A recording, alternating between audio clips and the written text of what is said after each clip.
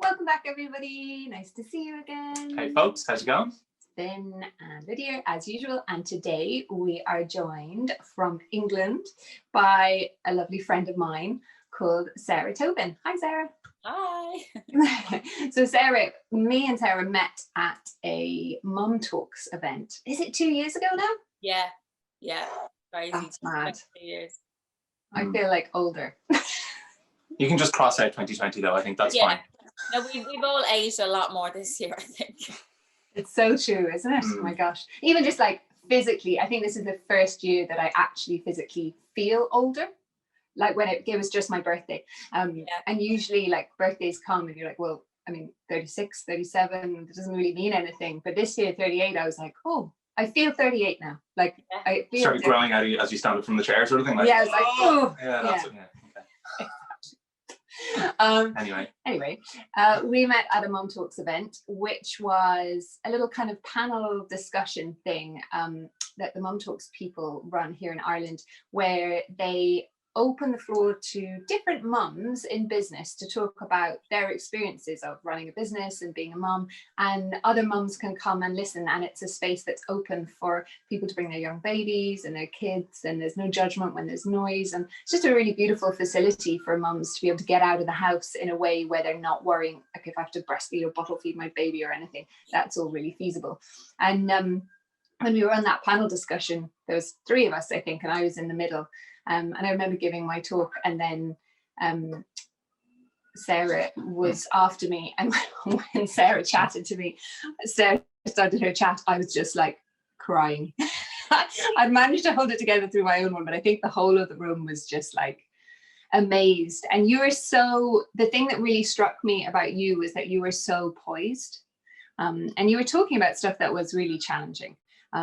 But you just had this way of staying really present and really poised. And the most powerful thing about it was that when you reached a point of feeling challenged, like your emotions were coming up for you in that moment, you actually stopped and did some tapping in the middle of it to help yourself in real time. Oh, wow. And it was such a powerful testimonial for the people in the room, because not only were you showing, I really live the work that I do, but also you were showing, you know what, it's okay for me to go, I'm struggling in this moment, and I'm going to take the time to just be really authentically me and go, this is what I need to do for me right now. And then I'm going to carry on. And that was, I've never really seen someone at an event situation where their photographers and stuff embody their practice like that. And it was so powerful for me. And so I think it was the only thing I could do. It was like, I have to do something here to get me back in, on track. And my emotion really surprised me, so I was like inside going, oh my god, what are you doing? And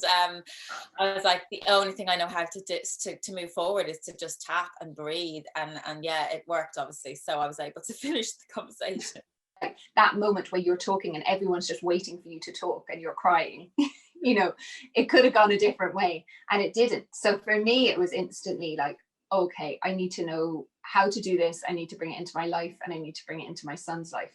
So I've been really excited to get you onto the podcast ever since. And I guess maybe we could start with you telling us, like, have you always known about tapping? Have you done it since you were a kid, or how did you come to it? Gosh, it was really only down to the circumstance that we experienced that it was introduced to my life. So for background for people, we lost our daughter Alice in 2014, so November 2014. We've just had her 6th birthday, and obviously, world shatters, rock bottom, never had a trauma like it, like proper heartbreak beyond belief, completely shock out of the blue, etc.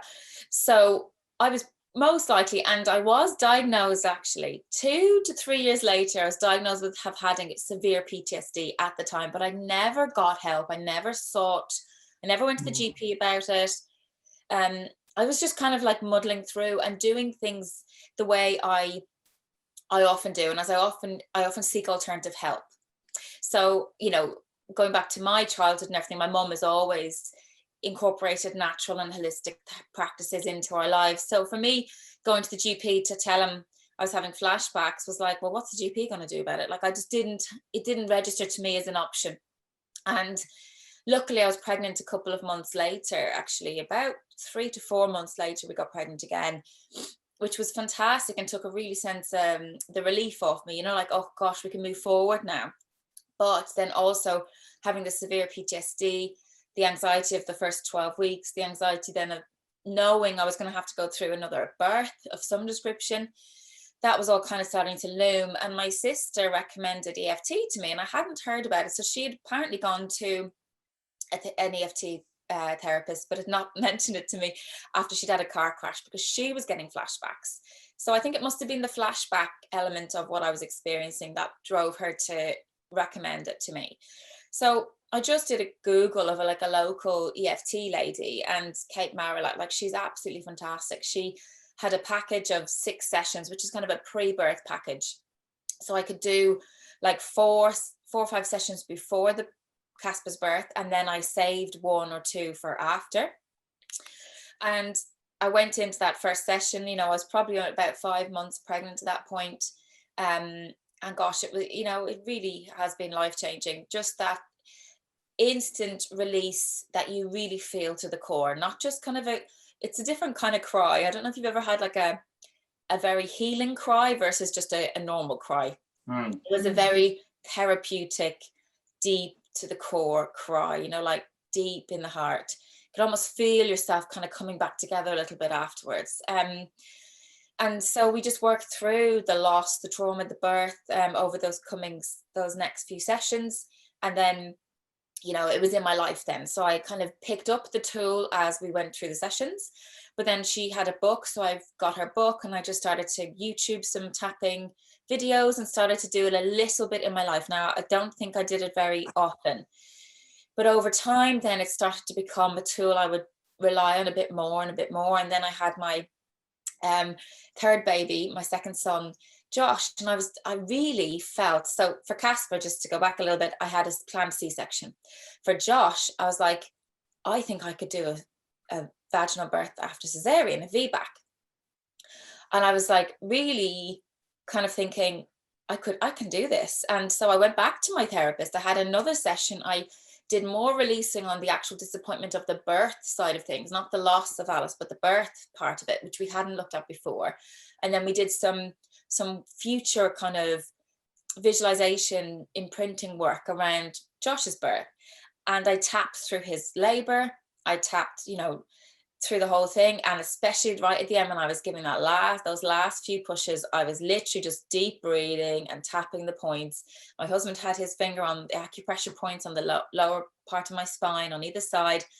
And it was just fantastic. The whole labor was exactly as I had envisaged. And it was wonderful. So after that, I was like, oh my God, I knew I was guinea pigging the therapy for the labor and the pregnancy and stuff. I knew in my head, I was like, right, I'm going to see if I can do this to see if it works and everything. And then I was like, okay, so 5 months after Josh was born, I did my training.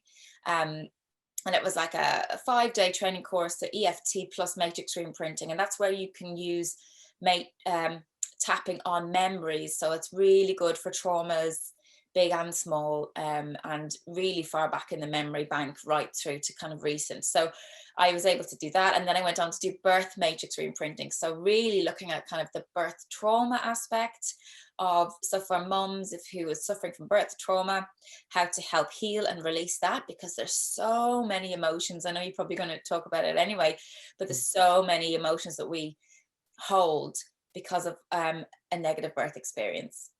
And a lot of it can be guilt and shame and disappointment and grief and sadness. And we can just hold that unconsciously, you know, because everyone says, oh, you know, you're great. Your baby's healthy. You're healthy, you know, bar a few stitches or whatever, you're grand.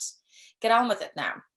But you're still in physical shock from that birth process. And baby might even be in shock, you know, depending on how it went. So both of you are just like, oh my, in freeze mode, you know, what do I do now? So anyway, I really wanted to be able to support women through that and help release those emotions, because that's what leads to, you know, not able to bond, post-traumatic stress, even PTSD, all those stuff, which I have experienced from my various, you know, births and everything. And then also very lucky to have a very nice untraumatic birth at the end. So I really have gone through the kind of all spectrum stages of the birth process. Yeah.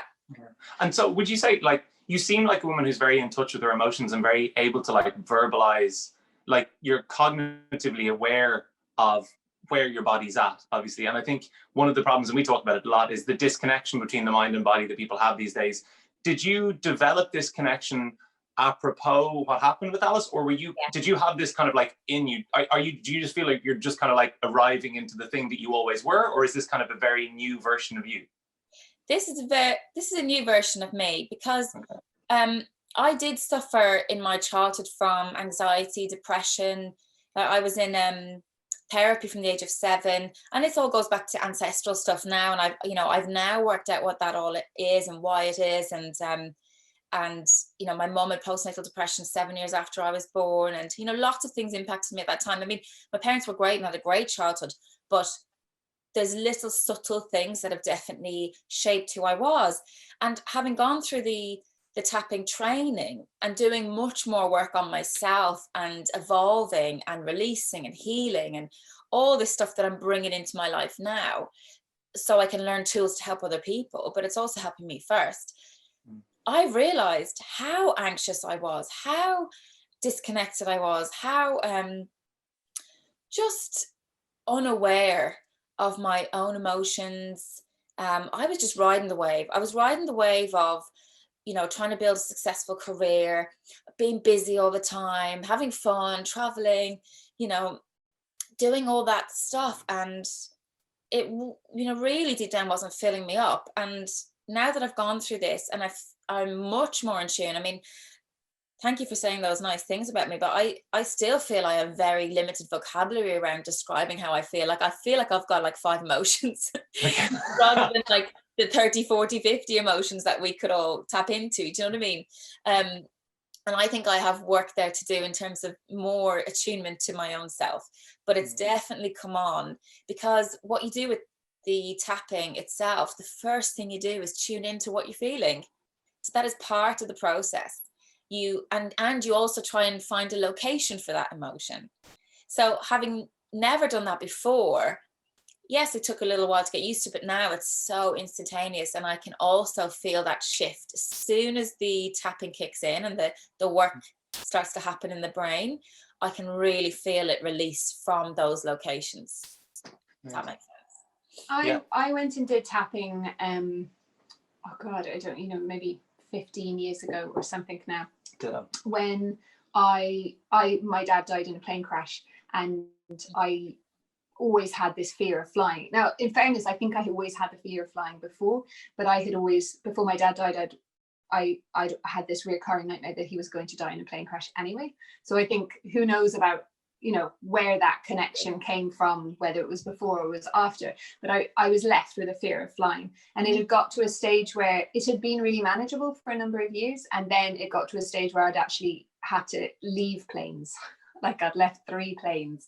I'd got onto the plane, and then on the runway, if there had been any delay, obviously if there isn't a delay you don't get a chance, but if there was a delay, I would panic myself into a place where I would go, actually this is a sign, I just have to get off that plane. And I realized, that I didn't want my life to be limited by that fear, because I love traveling, but also I knew that I wanted to be a mom at some stage. And I was like, I have to deal with this now, because I absolutely don't want to not be able to travel with my son or to pass this fear onto my son. And so I went to see a lady who was really highly recommended, but I really didn't know anything about it before I went in. And like you, I've always grown up with a lot of different alternative therapies and reflexology and craniosacral and all these things. So I'm really open-minded about it. But I do remember when I went in and we sat opposite each other and she was talking to me. Sara Bird, I don't know if you know her. No. Sara, she's brilliant. She was saying, so we're going to talk about the things, or we're just going to tap different parts of your body. And I was thinking, I mean, it was a lot of money to go and see her, let's just say first. I was like, we're just going to sit here and I'm going to tap parts of my body, and then afterwards I'm going to not be frightened of, like, my dad died in a plane crash. Like, that's not going to work. How could this work? Yeah. Like, how could it work? And I remember even when I was doing it, I was like, I'm going to do it, and I'm committed to it, and I paid the money and everything. I was like, I'm going to really tap hard. But I was like tapping, thinking, and she was like, you'll feel the emotions. And I was like, I just feel nothing. And I went to the 3 sessions, and even in each session, it was like interesting. It was kind of like doing therapy, but I didn't feel anything like profound at the time in each session. But at the end of the 3 sessions, I discovered that my fear of flying was completely gone. And when I went onto the plane the next time, I felt nothing. I didn't get a panic attack like I normally would. I didn't get elevated heart rate. I still had the same mental things that lots of people would have about, like, I'm in this flying tube that someone else is controlling. That's not super relaxing. But it wasn't like in my body fear. And it was such a profound thing for me, because I realized, oh, hang on. A, it seems so little, but it does so much. And B, just for people listening, that it isn't always the case for everyone that they go in and they're immediately like, I feel, I'm crying and I feel this release. I didn't feel anything. But the thing is, it still worked. Exactly, yeah. That's a fascinating thing. And I wonder, could you maybe, if people are listening and they're like, tapping, what do they even mean? Could you talk us through, like, what does a session look like? What exactly are you doing? What is the theory behind it? That kind of stuff.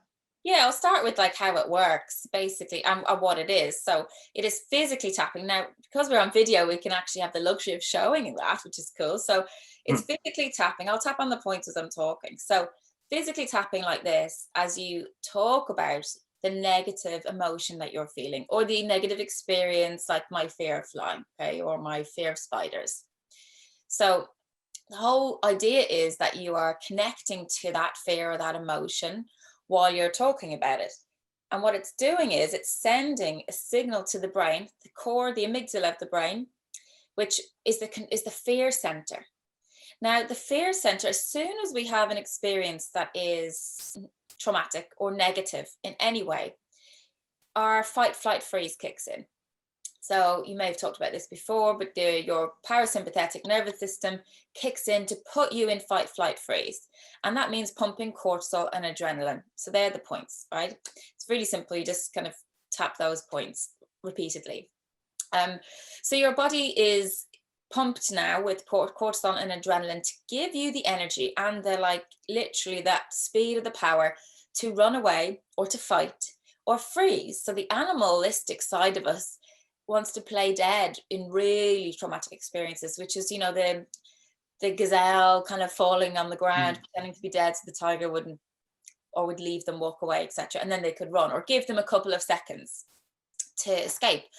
So that, and another thing also to add to that is fawning, which is people pleasing. That's another kind of safety strategy that we can do when we're in high alert,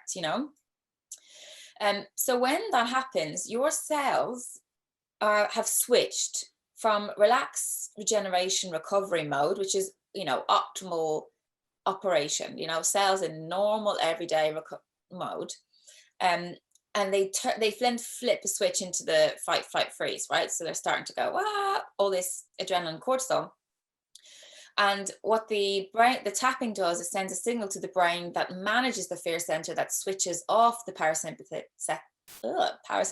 response system, which stops the cortisol and the adrenaline pumping around the body. So it's a very instant feeling. So from 5 minutes up to 10 minutes up to an hour, you can have a very big drop in that cortisol and adrenaline levels. And the latest research from March this year is that 43% drop in cortisol for an hour's group tapping. So not even on your necessarily specific issue. It could be just group tapping, which would be more global, everyone in the room type of scenario.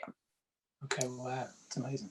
And so like when you, the points that they're using, they're meridians from traditional Chinese medicine? Yes, that's right, yeah. And how did they establish those specific points? And what are those meridians related to, or do you know? The precursor to EFT back in the 1990s, Gary Craig is an NLP master, but also Stanford engineer. He took a therapy called thought field therapy, which used these points, but had different sequences for different problems. So if you came in with anxiety, you would have a head tap, an underarm tap, a middle finger tap, and it was very complicated, very difficult to learn, because if you were, as a practitioner, having to come in and then have all these sequences of different tapping points. And what Gary Craig did is he just tested a simple, all of the tapping points for all of the potential issues that people were presenting with, and they had exactly the same results, if not better. So every single point relates to different parts of the body. And the only one I can remember right now is the collarbone point relates to anxiety. So this is just underneath the collarbone, but it also relates to the kidney. So every point has a kind of correlation, just like reflexology would on the foot. And they say that these are like the super junction of points. So, you know, with acupuncture, we would have tiny points all over the body. But say, for example, these points that we use are kind of where there's like branching points. Yeah. So like a spaghetti junction. So more tapping here has more effects than, say, tapping a tiny little point on your wrist, you know, like an acupuncture point. Yeah. And so when you visited the therapist that you went to, were they a psychiatrist, psychotherapist as well, or were they like, what was their?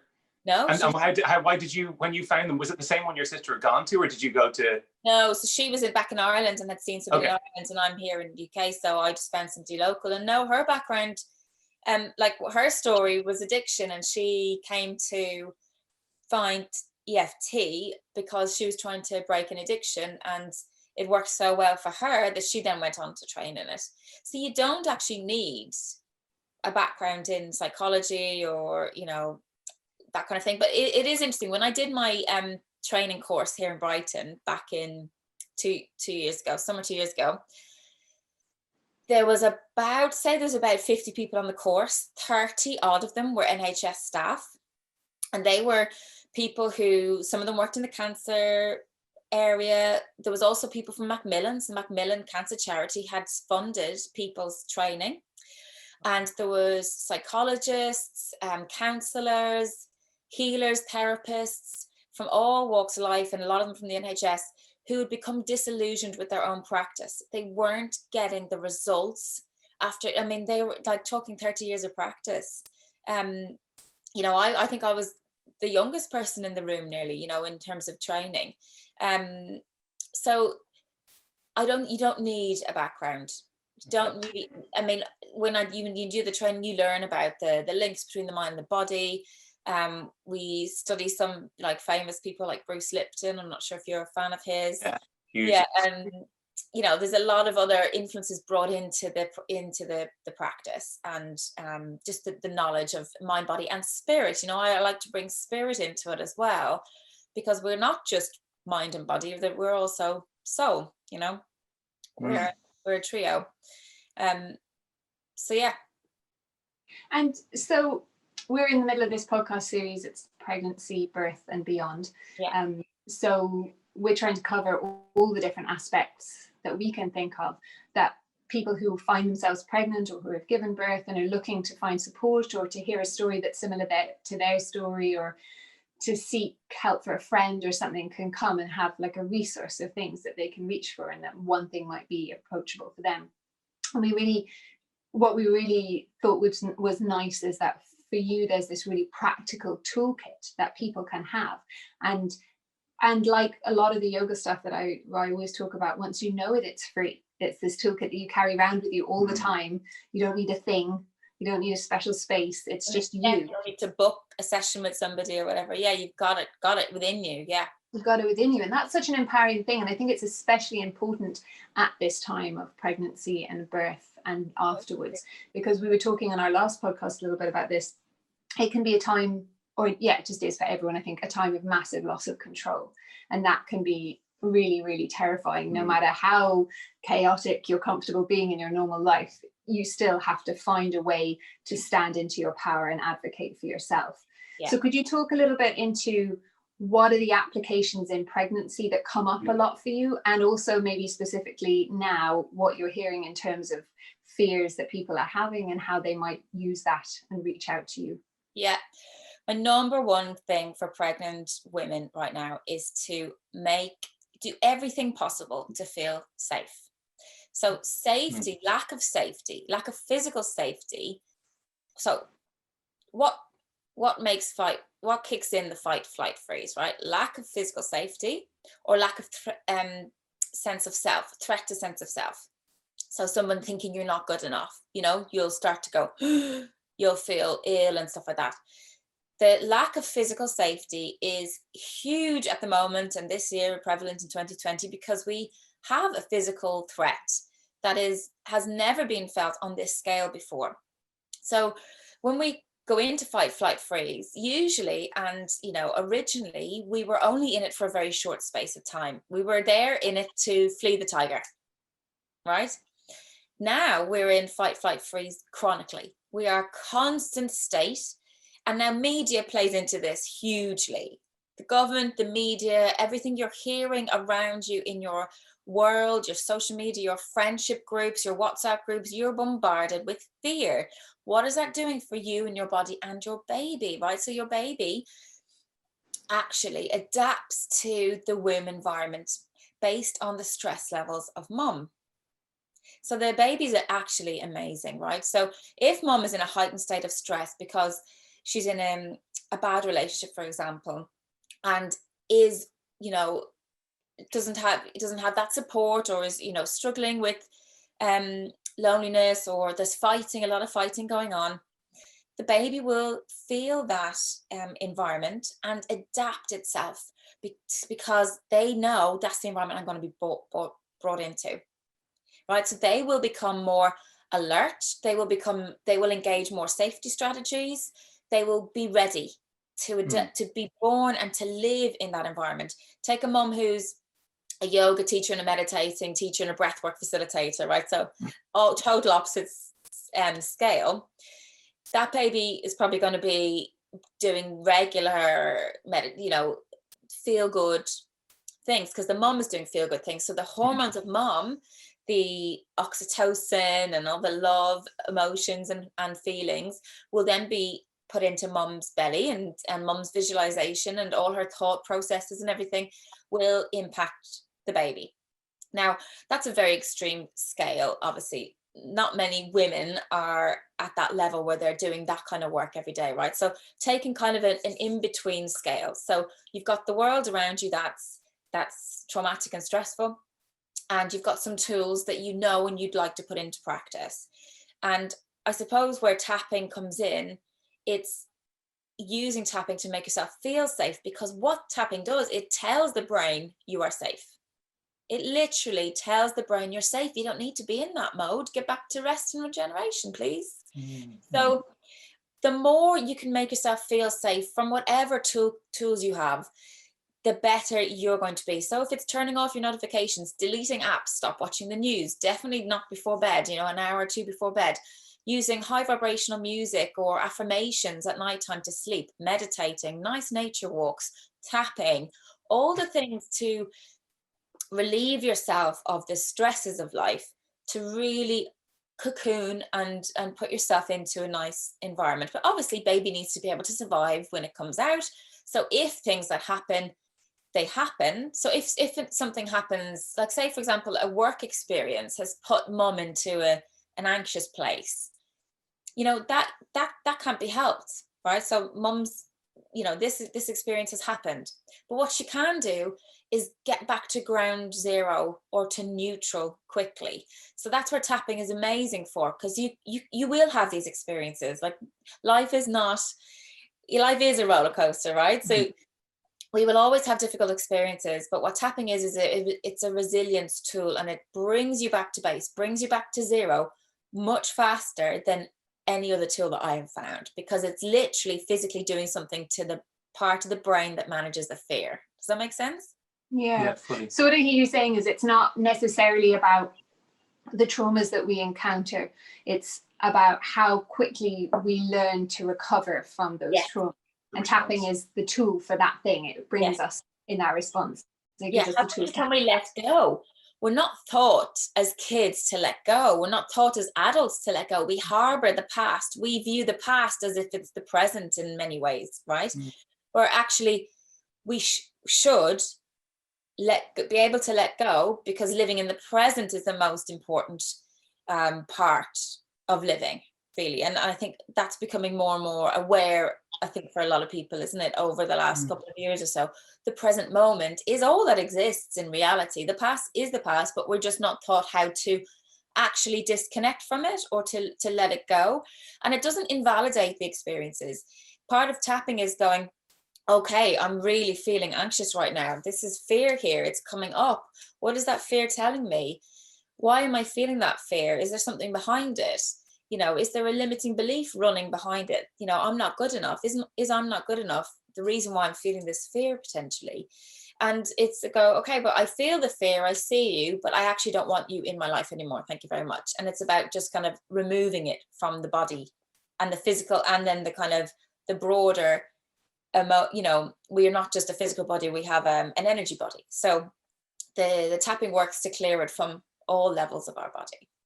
Nice. And I think, you know, you were talking about it's hard for us to let go of stuff and we're not taught as children, but in some ways we are, but the things that we're taught are to let go of it mentally, right? Yeah. So we work it through, and like I would be really adept at this, and it would have been a skill that I learned in my childhood of like mentally working my way through and going, right, well, I'm, you know, I've worked out A, B, C, and D things, and I don't need to be scared of them because the logic is telling me I don't need to, or it's unlikely that I'm going to have another plane crash in my life. Odds are I probably won't, so I should just carry on.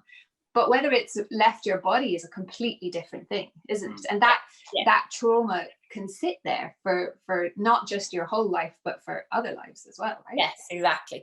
It's the difference between the conscious mind and the subconscious mind. So you're consciously trying to rationalize an experience and trying to convince yourself to let it go mentally. But your conscious mind is 5% operating power versus 95 of the subconscious mind. So if you're already running a fear, I'm going, you know, whatever that fear is, I'm going to lose something, or I'm not good enough, I'm not worthy, it's not safe to be seen, it's not safe to be heard, it's not safe to be me. These are like the top 5 things I work with people on. Then your whole environment, your whole world is running, your subconscious is running the show based on those beliefs, bringing more experiences to you that reaffirm those beliefs, which make it's so much harder to let go of. And like this is all kind of reptilian brain stuff. Everyone has it. You know, this is not unique to any single person. This is how the brain works. And, you know, consciously going up against the 95%, you really have this is like climbing Mount Everest with no shoes on, right? You don't have a chance. You really have to get into the subconscious.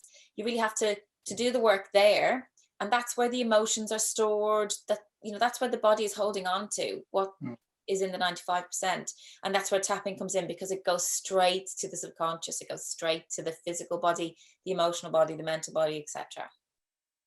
And do you see, so, you know, let's say people have gone through their birthing process already, they've experienced that without the help of tapping. Those traumas maybe have laid down some patterns in themselves or their children, maybe their relationships have suffered. Like how do you approach that? Like, because obviously, you know, you can serve to move on from it, but the things are there, and the things, I know you're saying the past is the past, we move on from the past and actually like purge it and work through it physically. But how much does the body really forget that past? Like, is that really a plausible idea? It will when you do the healing work. So when you have a trauma, it's like a encapsulated bubble, right? So you've got this experience, almost like a picture memory. You know the movie Inside Out. It's like you're creating a bubble of this experience, and in that experience is the visual picture, but also all of the emotional raw trauma is held in that bubble. Now, when I do tapping work with people on past experience trauma, what we're doing is we're going back to the bubble, we're viewing it like a movie, we're tapping on the emotion that has been held there, and we're releasing, we're like opening up the bubble, letting all the emotion flow out, release, and closing back up the bubble. And then sometimes what we also do is we reframe that picture. So you're reframing the kind of pathways in the brain so that every time you recall that emotion or that picture, every time you recall the birth of your child, the raw emotion's gone. And in fact, you might even have some warmer feelings towards it because we've repainted the picture a little bit. Okay, yeah. You're not like rewriting it so that it didn't happen, but it's all about tricking the mind to recall the memory or to connect with that memory in a different way without all the trauma. Yeah, moving the perception or shifting the focus or whatever. Yeah. So, and how early can kids, or let's say the children who might have come through those traumatic births, who might be holding things from that, how early can they get involved in tapping? Can mums tap their kids? Do the kids have to tap themselves? Like, can you work with infants, or how does it work? Yeah, so a couple of things. When I do the birth matrix reimprinting work with clients, we tap on all the people involved in the birth, in the specific trauma. So it could be the dad, the mom, and the baby. Okay. Because often the dads will see a lot more consciously than the mom, because the mom's kind of in her own bubble and getting what needs to happen, you know. So the dads can also be affected. So the beauty of that work is, so say you take this bubble, you're going back into this memory. You are not jumping into yourself. You're viewing it as a third party, like you're watching a movie projection on a wall, okay? And we go in and we talk to mom, we talk to dad, and we talk to the baby. And it's like talking to their higher selves and finding out what are they holding from that experience. And then we tap on them to release it. So then the trauma is not just released for mom, it's actually released for the child. So say you're talking like a very young baby still. So releasing from the baby and releasing from dad. Tapping with children is like in a physical sense is different. So I use it two ways. So with a baby, for example, I did it with Josh. As soon as I started my training, I was like, right, I'm going to start tapping on him. So if you took a baby and put their head on your shoulder, and this is their back facing you now, you can tap with 2 fingers lightly either side of the spine, up and down from the top of the neck to the bottom of the spine, back up again gently. That is the equivalent of tapping on all of the points that an adult would, on the adult points that I just showed you. Okay? Interesting. So Sarah, can I just stop you just for a second to clarify something, because I just want to be clear that I understood what you said. Yeah. When you were talking about, just before you went into talking about the baby, you were talking about when you're viewing the birth trauma, you're viewing it as a bubble, and you're actually going into mom and dad and baby, and you're seeing like what emotions they're holding, and then you're tapping on all of them to release the trauma.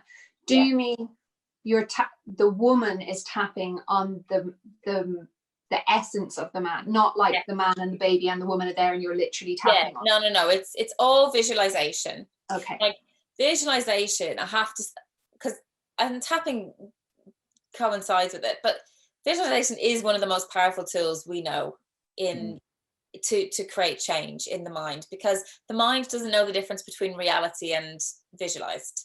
So really that's what we're trying to do here is remove the trauma from and through visualization, and you see, like the space that we're working in is it's called the matrix reimprinting. So it's called the matrix is the place that you go. It's the places where memories are stored. So if we could get rid of our concept of time and space and reality in a way, like it's as if we're just going in and releasing and helping that person. And like my teacher talks of a session that she had with someone where they tapped on the dad, and at 3 he came home that afternoon, he's like, oh my God, you wouldn't believe it, at 3:30 today I had to go into the toilet and I cried and I had no idea why, and it was during her session. Oh wow. She was doing some work on him. So the impact can be felt on the other people, even though you're not physically doing it on the other people. You're kind of doing it remotely. Remote healing. Remote healing, yeah. Mm-hmm. Yeah.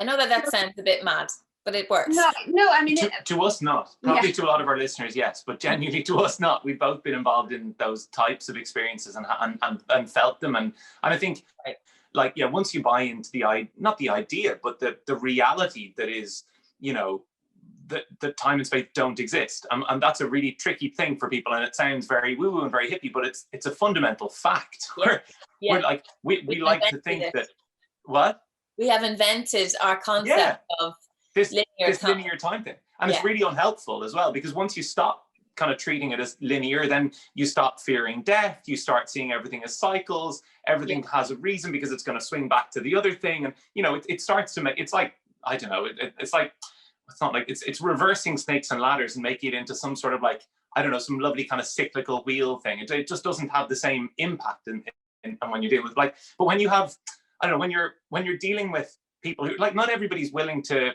you know, tapping is a really useful tool, right? I can feel it already that it has, and I've experienced it as well. But somebody could want to engage in something that might support them in that way without necessarily being ready to, you know, being ready to do the work. Does that make sense? So how, I mean, that must come up for you a fair bit, because I mean, like most people, if they're looking to go over tapping, they're going like, okay, I've had a car crash, or I've had a trauma that I know can be helped by this. And my friend has given me a testimony experience and it really works. So I'm going to go for this. But it starts to open, I'd say, a fairly large can of worms, doesn't it? Yeah. And one of the first things I do with people is actually, I don't really look at necessarily the original experience that they might come to me with. I go back straight to 0 to 7. What are the limiting beliefs behind this experience for you? Like how have you brought that experience into your life? What was your experience as a child? How were you connected to your mom and dad? What is your ancestral trauma line? What patterns are running in the family? What diseases or behaviors or emotions are running in the family? And how was your birth? And like, really, I suppose you're right, like that could be big for some people to have to go back to do that. But I've not found a client yet that's gone, actually, no, I'm not ready to go there. You know, like, oh, good. Okay. I've maybe it's because the way I tease it out of them or something. I find myself like, I love being the detective. I love finding out why a certain situation has happened. I do believe that people will have a more difficult labor if they are generally more of an anxious person from, you know, and stemming back longer pre-conception. If you know what I mean? Yeah, big time. So yeah, I think when people come to me, they're ready to release the thing at hand, and then I do take them back a bit deeper. I do, because it actually doesn't stem at that original.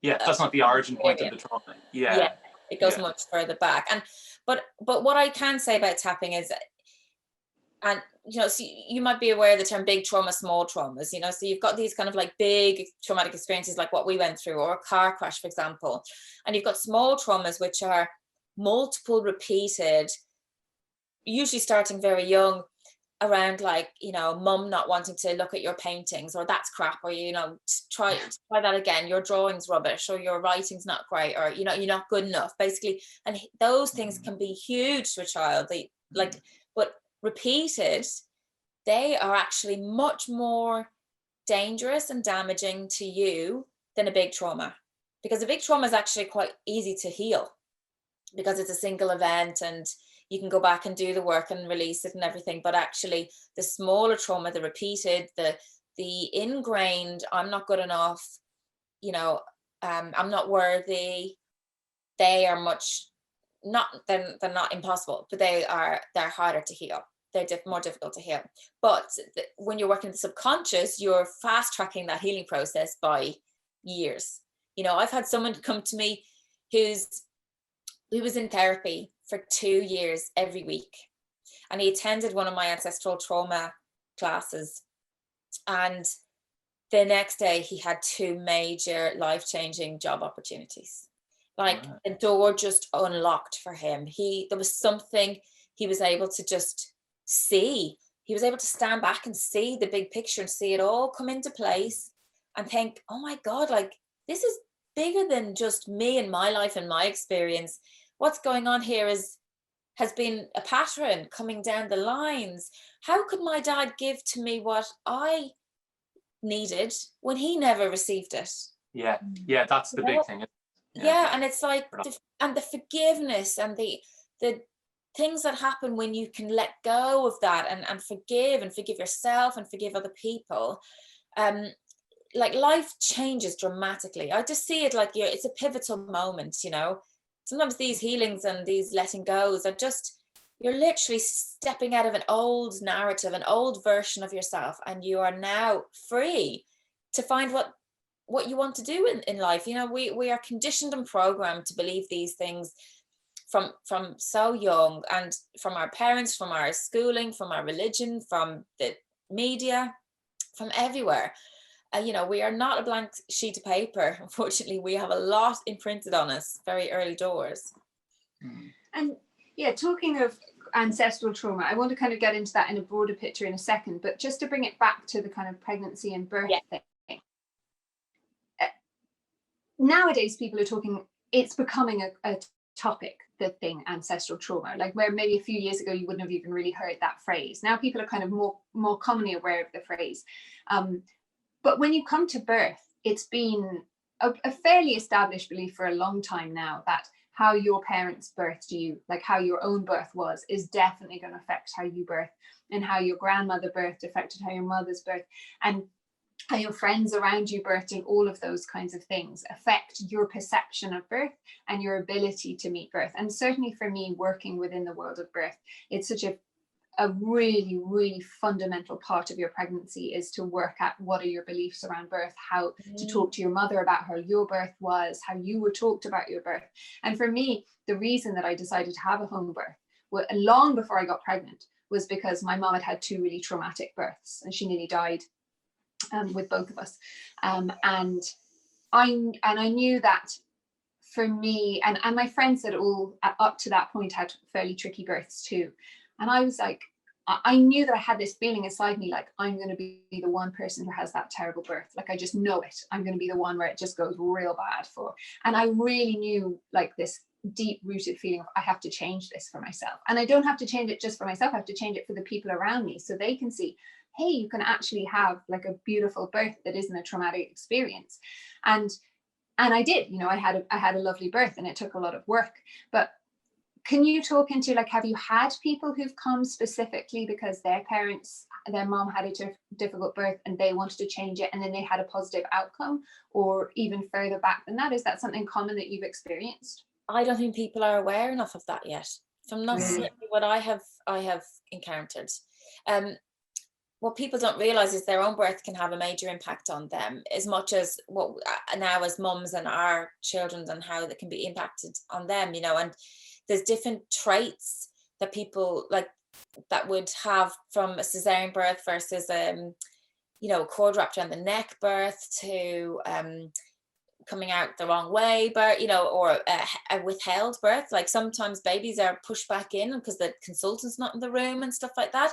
What is that telling the baby? So our babies are conscious, and i.e. we are conscious when we are born, and we will infer. So going back to the limiting beliefs, or beliefs in general, they are created through experience, and positive and negative experience will shape the version of the belief that we create.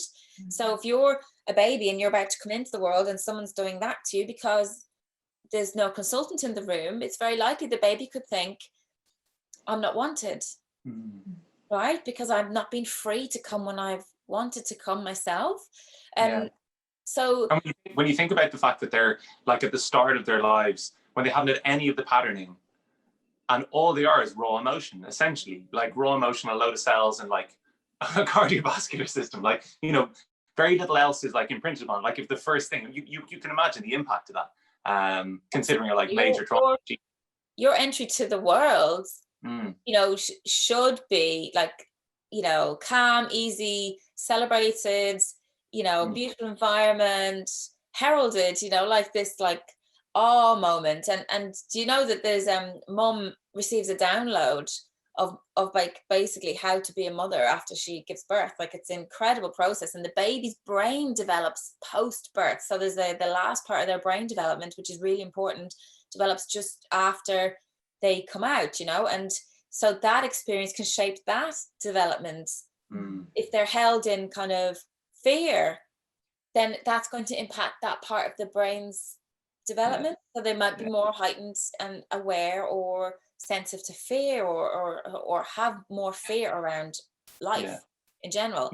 You'd think with all this like acceptance and understanding of how trauma and the epigenetic effect of trauma on the body, and there's lots of medical research around it, you'd think that medicalized birth would have at some level started to embrace that. And have you seen a change in the time you've been working with mums in terms of what the hospital approach is to even your tapping approach, or any sort of management, nervous system management processes? Or well, I can only talk from like my experience locally in my local. So I've got 2, Brighton and Hove Hospital here, where we had Alice, and then Worthing Hospital, and the trusts that were there in are very midwife led and very home birth advocates. So they'll always be talking to people trying to get them to have a home birth.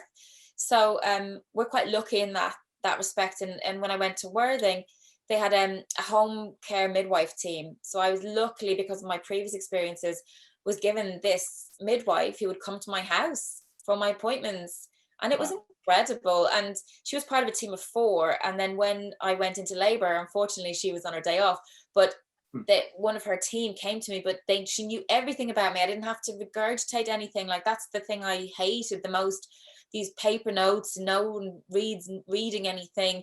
You having to tell people over and over again, every single new person, what had happened before. Like, you're literally rewalking that path. You're rewalking that story, which doesn't do anyone any good. Not good. So yeah, I was very, very lucky there. And I think in America, they are really behind in the medicalized versus non-medicalized version of birth, and it's because of money, certainly from what I've seen and what I've there's a documentary you might be interested in. It's called like the cost of birth or something like that, and it's around the hospitals get insurance money paid out for all of the cesareans, for all the drugs, every single drug that they give the mom, all the pre and postnatal drugs, everything. So I think they have a long way to go. And I'm sure there's so much more that can be done. But I think, going back to your point, I think it's your belief about birth that is the key.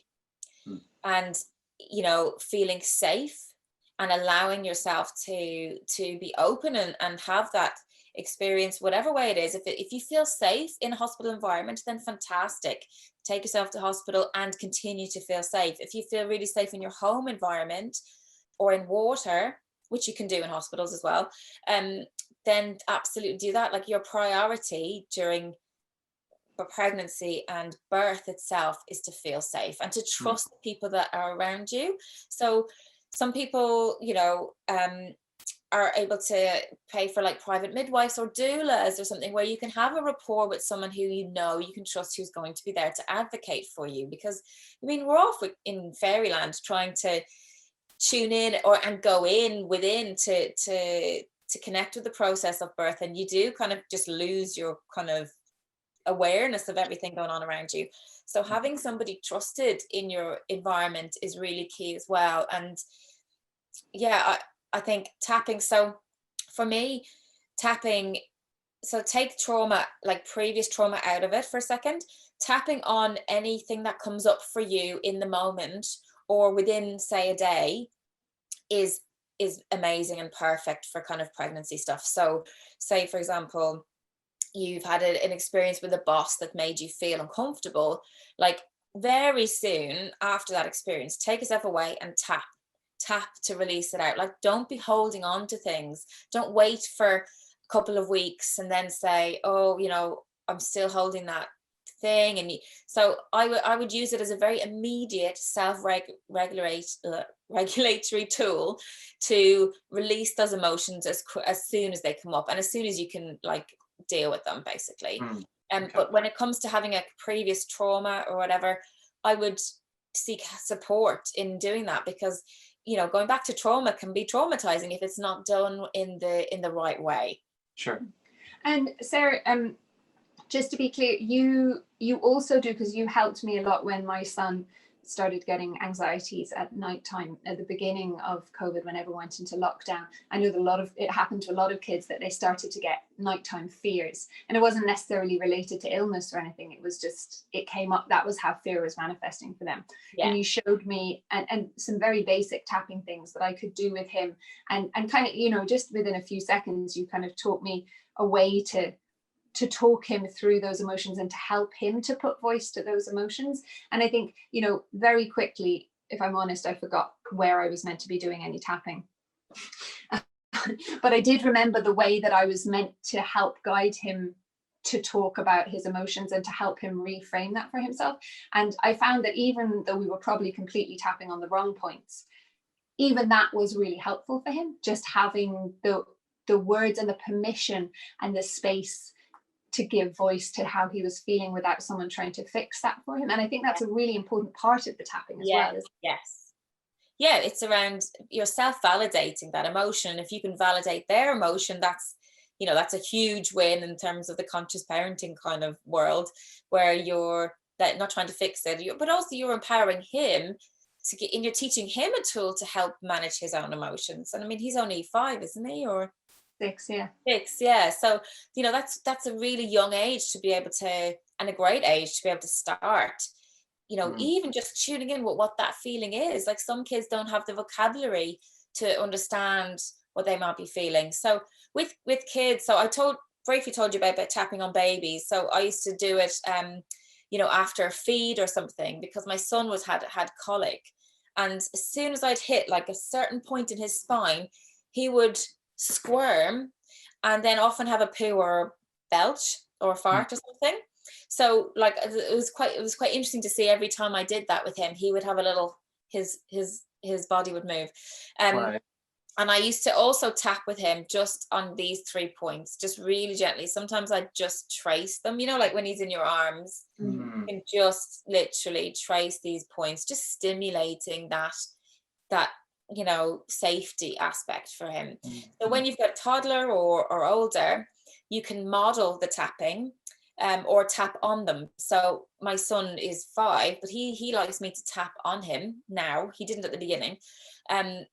So I would tap on any point that I can access, but I wouldn't do the hand point. So I'd literally just be doing the head, the eyebrow, side of the eye, under the eye, the nose, the chin, and the collarbone points. So that's all I would do now with a younger person. So you could tap on them, or you could get them to tap, which is basically you tapping as the mum or dad, tapping, modeling that behavior for them and talking about how they might be feeling. Like, if they haven't told you what they're feeling, you could say something like, oh, do you feel really, like if they've said, I feel sick in the stomach, say, so you feel sick in your tummy? Yeah. And they're nodding like, okay, I feel sick in the tummy. I feel so sick in my tummy. And then you could say, do you know why you're sick in the tummy? And they might say, oh, you know, I had a fight with my brother, or you gave out to me. And my kids like to say a lot, I don't like when you give out to me. Okay, so you're sick in your tummy because mommy gave out to you. Yeah, okay. So just tapping, literally, don't even need to say a lot, because the signal is going to the brain as they're kind of tuning in to what's coming up for them. So really the words don't really matter. They're already in their emotion, aren't they? Like they're more living in their emotions than we are as adults. And equally, they're much quicker to let them go than we are. Yeah. So Yeah. they, you know, 1 round of tapping might be enough to shift that energy for a kid, where it could be 5 rounds of tapping for an adult or 10. And so if there are people listening who are pregnant, about to give birth, or have a new baby, and they are thinking they want to come and have a session with you to do tapping, is there some simple thing that they could try at home to feel how it might be before they come to see you? Is there something that you could show us now that everyone at home could just practice? And then will you be able to tell us about what your packages are and what people can access? Yeah, sure. So, I mean, the start of tapping is usually tuning into what you're feeling, and that's done with a setup point. So you kind of, you're saying which hand, Sarah? Either hand. So tapping is really forgiving. Like, try to not get caught up on doing it right or wrong, because you will be tapping on the points multiple times. Some people like to do 2 hands, 1 hand, either hand, like it doesn't matter. Okay. And so with the setup statement, you are saying it's the same construct. You're saying, even though I'm feeling anxiety about my upcoming birth, I choose to love and accept myself anyway. Even though I'm feeling anxiety about my upcoming birth, and I would say anxiety in my chest about this upcoming birth, I choose to love and accept myself anyway. And again, even though I'm feeling this anxiety in my chest about the upcoming birth, I choose to love and accept myself anyway. So you're basically telling the brain, even though I've got all these things that are making me feel uncomfortable, that's okay.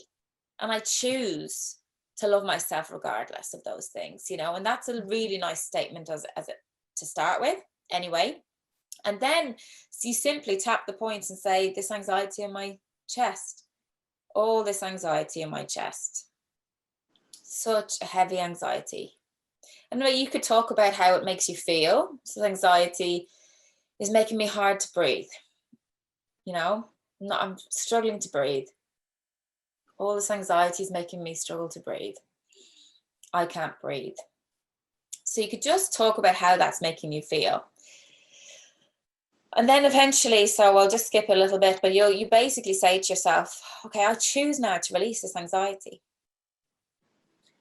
I choose to let go of all this anxiety now.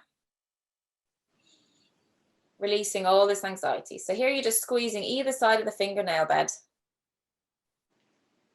Just letting go of all this anxiety. Maybe the birth will go great. Maybe I don't need to be anxious. Maybe I can have a peaceful birth. I choose to bring peace into every cell in my body now. So that's a very quick kind of run through of kind of the stages you go through with tapping is talking about the negative that you're feeling, then choose, be a bit more neutral. So like, well, maybe I could have, what's telling me I can't have a good birth? What am I listening to that's telling me that? Or maybe I could have a really positive birth. Maybe I want to have a really positive birth. Maybe I'm scared I won't have one. Maybe it's the fear I won't have one. So you can really just kind of mull it over in your head there. And then you get to a point where you go, well, actually, I just choose now to release it. And you're telling your brain at this point, just let it go. Turn it off, let it go. And that's where the shift happens. And then you can go into the positive mindset stuff. So you finish up with, yeah, I can have a positive birth. I can do this. I'm strong. I can be grounded. I can be present. I can be in this. We can do this together, and more of the kind of positive birth affirmation stuff. So you really have to clear the negative, and then you can plug in the positive. So it's like negative Neutral. acceptance of where you're at, neutral turning around into positive. Exactly. And Sarah, if there's someone who is thinking, okay, actually I tried that and that was actually quite nice and I'm interested in more, how many times would someone come and see you? What sort of cost might it be? It's okay to do it by Zoom. Can you tell us that? Yeah, so everything I do is by Zoom anyway at the moment. So I work in packages, and usually 3 or 6, and 3, say for someone who is pregnant, if they came to me in the first session, we would just start tapping on like the current anxiety that they're feeling. Then we might start to look at what their beliefs are. So what is, future thinking about the birth, like what might they need to clear and release. And some of that might have come from their own birth. Okay. So that's when we would do that work where we go back and look at the early life and the mother bond and see, is there anything that needs to be healed here?